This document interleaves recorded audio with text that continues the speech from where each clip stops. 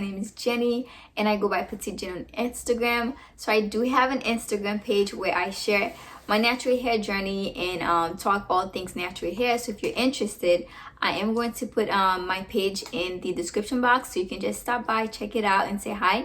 Now in today's video, I am going to be showing you guys how I achieved this look, which is a twist out. So I often get a lot of questions on how I do it, what I use, and the products that I use. So in today's video, I'm going to be showing you guys all of that. So if you're interested, make sure you keep watching. Don't forget to like, subscribe, share, and comment. Okay, so keep watching.